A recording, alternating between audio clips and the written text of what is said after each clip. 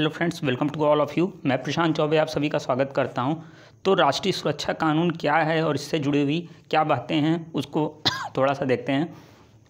तो कोरोना संक्रमण के बीच कोरोना वायरस पे जो हमले हो रहे हैं, इन हमलों से गुस्साए मुख्यमंत्री योगी आदित्यनाथ जी ने यह स्पष्ट कर दिया गया है कि पुलिस तथा मेडिकल टीम पे जो हमले हुए हैं उनके और जिन लोगों के द्वारा हुए हैं उनके खिलाफ जो है वह एनएसए के तहत कार्रवाई होगी। क्या है पूरा मामला? तबलीगी जवान members harass nurses, Uttar Pradesh government invoke NSA. Ghaziabad में जो भी तबलीगी जमात के मेंबर्स हैं उनके द्वारा जो है नर्सेस के साथ जो अभद्रता की जा रही है उस पर योगी आदित्यनाथ जी ने कहा है कि वह जो है इस बर्दाश्त से बाहर है और जघन्य अपराध की श्रेणी में आता है। इस वजह से जो है उनके खिलाफ एनएसए लगाने की मांग की गई है और यह भी कहा है कि इंदौर तथा मध्य प्रदेश में जो घटनाएं हुई वह अभी बर्दाश्त से बाहर हैं और वहां पे भी एनएसए लगाने की मांग हो रही है। ये पेपर्स के आर्टिकल हैं। क्यों ज़रूरत पड़ी? तो मेरठ में की बात करें, रामपुर की बात करें, मुजफ्फरनगर की बात करें, अलीगढ़ की बात करें, गाज़ियाबाद की बात करें, तो यह आदेश जो है जो वहाँ पे हमले हुए इसी को ध्यान में रखते हुए सीएम योगी आदित्यनाथ जी द्वारा यह आदेश दिया गया। अब क्या है ये पूरा राष्ट्रीय सुरक्षा कानून? तो राष्ट्रीय सुरक्षा कानून की अगर बात करें तो देश में राष्ट्रीय सुरक्षा के लिए सरकार को अधिक शक्ति देने से संबंधित ये कानून है और यह कानून केंद्र सरकार और राज्य सरकार को किसी भी संदिग्ध नागरिक को हिरासत में लेने का अधिकार देता है। ठीक, अब ये कानून कब आया? तो यह कानून जो है 1980 में आया। अभी के लिए लॉजिक दिया जा रहा है कि ये कानून जो है राष्ट्रीय सुरक्षा में बाधा डालने वालों पर नकेल कसने का काम करेगा और देश में सुरक्षा के लिए जो इस समय लोग लगे हुए हैं, जो महामारी कोविड से जुड़े हुए लोग हैं, जिन पर नियंत्रण के लिए उनको उनके बचाव के लिए यह कानून प्रयोग में लाया जा रहा है। अब कब लागू हुआ?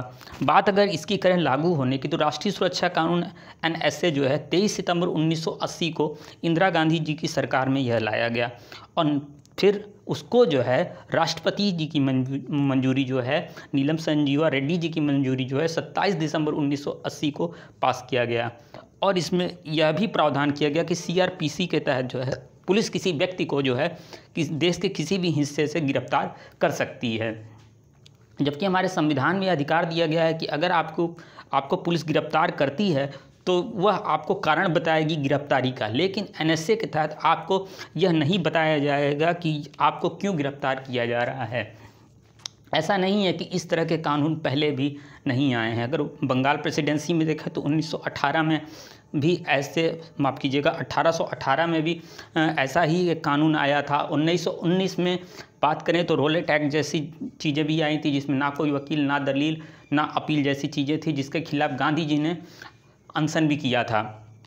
और 1950 में भी इस तरह के कानून लाए गए और यह माना जाता है कि जो 1980 में एनएसए आया वह इसका दूसरा ही रूप था। तो और भी नेक्स्ट चीज़ें होती है कि कब हो सकती है गिरफ्तारी। तो यदि सरकार को लगता है कि कोई व्यक्ति देश की सुरक्षा या सुरक्षा के कार्यों में लगे हुए लोगों को बाधा पहुंचा रहा है तो उसे एनएसए के तहत गिरफ्तार किया जा सकता है। अब इस कानून का इस्तेमाल कौन करेगा? जिलाधिकारी करेंगे, पुलिस आयुक्त करेंगे, राज्य सरकार अपने सीमित दायरे के अंदर भी कर सकती है इसके लिए। अब कितने महीने की जेल हो सकती है? किसी संदिग्ध व्यक्ति को बिना किसी आरोप के 12 महीने तक जेल में रखा जा सकता है, पर लगातार जेल में नहीं रखा जाएगा। एक कमेटी बनेगी जिसमें 3-3 महीने के लिए उसकी अवधि को बढ़ाया जा सकता है और जब तक आरोप नहीं तय है तब तक आपको बिना किसी आरोप के 5 से 10 दिन तक जेल में रखा जा सकता है। फिर बताया जाएगा कि आपने क्या किया है। ठीक, और ना ही इस तरह के कोई मुकदमे एनसीआर या एफआईआर में दर्ज होते हैं, इसका एक भी रिकॉर्ड नहीं रखा जाता है एनएसए का। अब क्या कर सकते हैं? उच्च न्यायालय के जो सलाहकार बोर्ड के समक्ष अपील कर सकता है, लेकिन उसे मुकदमों में जिस व्यक्ति के ऊपर एनएसए लगा है उसको यह अनुमति नहीं है कि वह वकील कर सकेगा। इसलिए इसको जो है कई क्रिटिक्स जो हैं वह कहते हैं कि यह एक तरह से रोलेट एक्ट ही है। ठीक, चलिए आगे देखते हैं कि तो पहले व्यक्ति को 3 महीने के लिए गिरफ्तार किया जा सकता है। फिर आवश्यकता पड़ने पर जो कमेटी है वो कहेगी कि नहीं, यह व्यक्ति छोड़े जाने योग्य नहीं है, यह समाज के लिए खतरा है, इससे फिर समाज में अराजकता जाएगी, या कोई व्यक्ति ये कह रहा है कि मैं सरकार के आदेशों को नहीं मानता हूँ, तो उसके ऊपर भी ऐसे लागू हो सकता है और अवधि जो है वह 3-3 महीने के लिए बढ़ाई जा सकती है। तो ये चीज़ें थी एनएसए से जुड़ी हुई। तो और भी कई मामले थे कि जिसमें जो है यह कहा गया कि जो है एनएसए लागू किया गया और कई लोगों को कहा गया कि इसमें फर्जी फंसाया गया है। पर अभी के लिए फ़िलहाल यही है कि जो भी लोग तबलीगी जमात के जो 6 मेंबर्स हैं उनके ऊपर यह आरोप लगा के उनको गिरफ्तार करने का आदेश जारी किया गया है। तो फ़िलहाल के लिए अभी के लिए बस इतना ही। तो धन्यवाद, नमस्कार, जय हिंद।